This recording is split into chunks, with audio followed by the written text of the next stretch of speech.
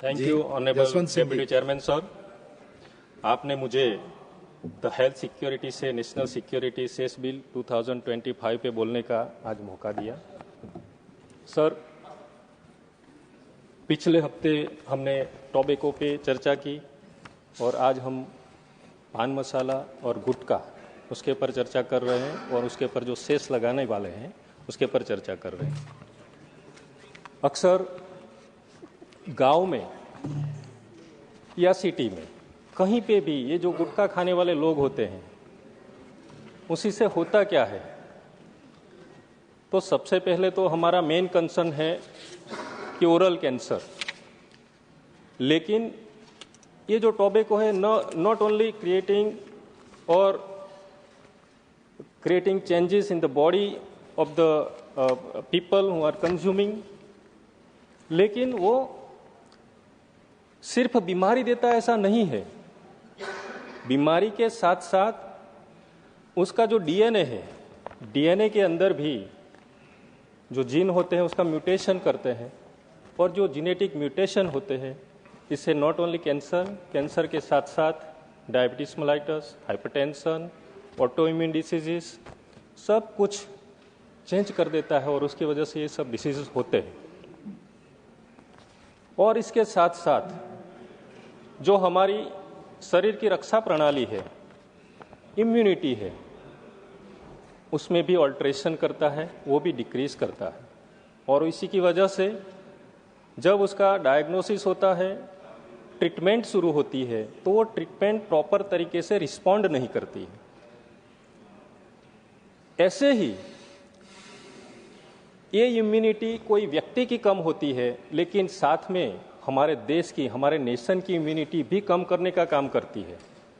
क्योंकि ये जो पेशेंट होता है वो खुद तो परेशान होता ही है, हमारे देश का जो डिसीज लोड है पर्टिकुलरली कैंसर का वो बढ़ाता है, साथ में क्राइम भी बढ़ता है और उसका आउटपुट भी कम होता है, वर्किंग कैपेसिटी कम होती है।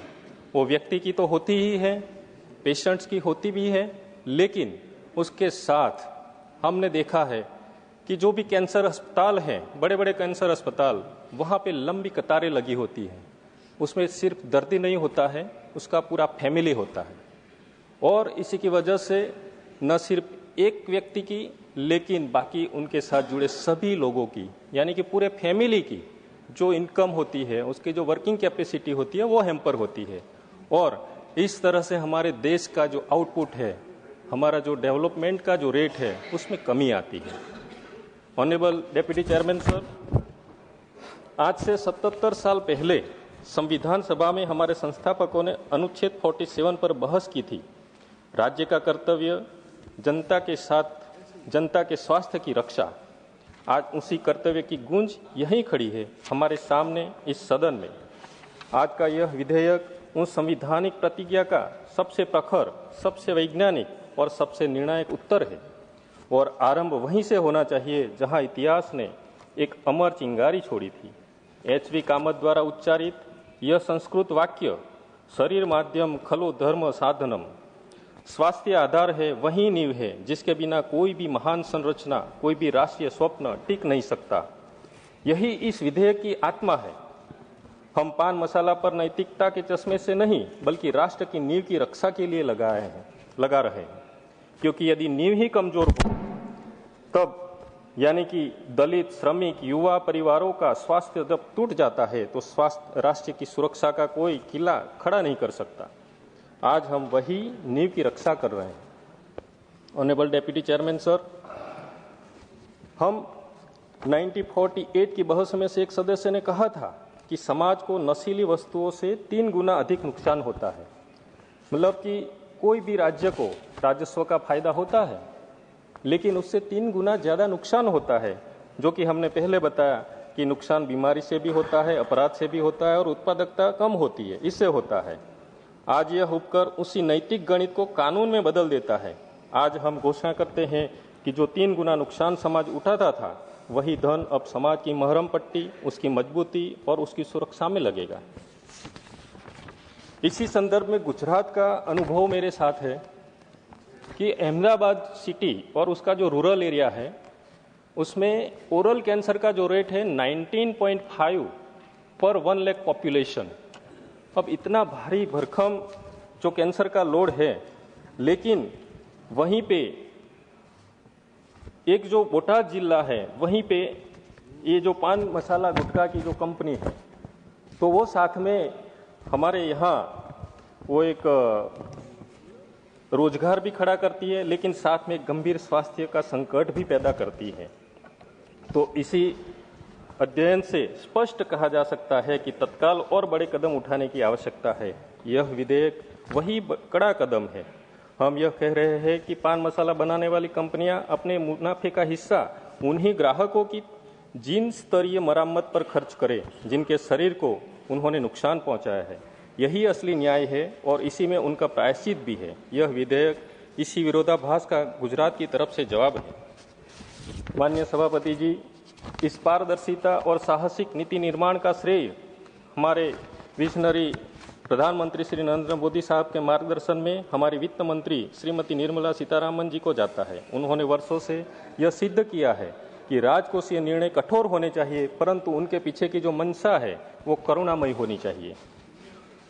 साथ में ये जो शेष हम लेना चाहते हैं उसमें वो जाएगा consolidate fund with specific purpose में जाएगा। और हमें मालूम है कि health is a state subject and national security is a centre subject.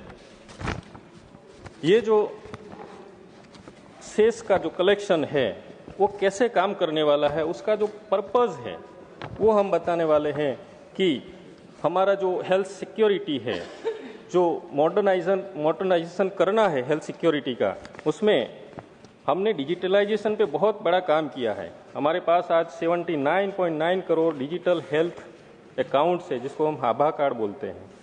उसी से 67.19 करोड़ डिजिटल हेल्थ रिकॉर्ड्स है और 4.18 लाख वेरीफाइड फैसिलिटीज़ है, वो भी आयुष्मान भारत डिजिटल मिशन की तरह है तहत है। और इसी से national grid for disease surveillance and emergency response के लिए हम ये खर्च करने वाले हैं आगे आने वाले वक्त में। और ये जो डिजिटल मिशन है उसके लिए कंटिन्यूस फंडिंग भी चाहिए, क्योंकि इसी से disaster resistance, disease surveillance, digital health और साथ में हमारा जो इमरजेंसी कैपिटल है वो हमारे लिए एक बड़ी उपयोगिता साबित कर सकते हैं। माननीय उपसभापति जी, हम आज की तारीख में करोड़ों लोगों को आयुष्मान भारत का लाभ दे रहे हैं। वो एक पेशेंट के लिए है, वो कैंसर हॉस्पिटल में जाएगा, उसकी ट्रीटमेंट पूरी होगी, उसी से सर्जरी भी होगी, उसी में हमारा जो कीमोथेरापी जाएगा, रेडियोथेरापी जाएगा, सब इसी के अंतर्गत है।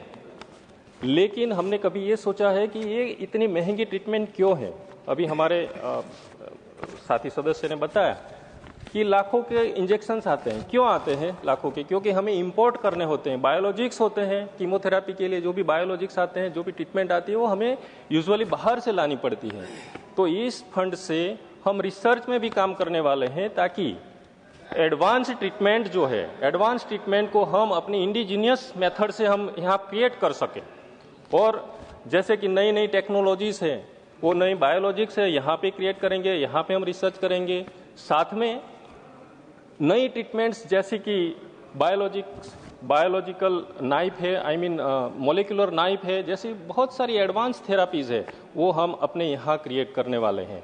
तो हमें दोनों पे ध्यान देना है कि हमारी जो ट्रीटमेंट है वो उसका खर्च ज़्यादा क्यों है और उसको रिड्यूस करने का क्या तरीका है। हम यदि आयुष्मान भारत पे ही डिपेंडेंट रहेंगे तो हम इतना प्रोग्रेस नहीं कर पाएंगे। उसके लिए कांस्टेंट फंडिंग चाहिए, कंटिन्यूस फंडिंग चाहिए, और उस फंडिंग पे काम करने वाले हैं हम। साथ में बात रही नेशनल सिक्योरिटी की, तो हमारे मंत्री निर्मला सीतारामन जी ने अभी ही बताया कि उसके अंतर्गत न सिर्फ बॉर्डर्स को हम सिक्योर करना चाहते हैं, लेकिन साथ में हमारी इंटरनल सिक्योरिटी, हम जो भी स्पेसिफिक सेंटर्स है जो भी हमारे देश के लिए बहुत महत्वपूर्ण है, उसको भी सिक्योर करने वाले हैं। तो उसके लिए भी काफ़ी फंड चाहिए। हमें भी आने वाले वक्त में एआई और रोबोटिक्स को डेवलप करना है, तो इसके लिए ये फंड और ये बिल जरूरी है। तो मैं लास्ट में ये कहकर मैं अपनी बात को कंक्लूड करता हूँ कि मैं इस बिल का समर्थन करता हूँ। Thank you. Thank you.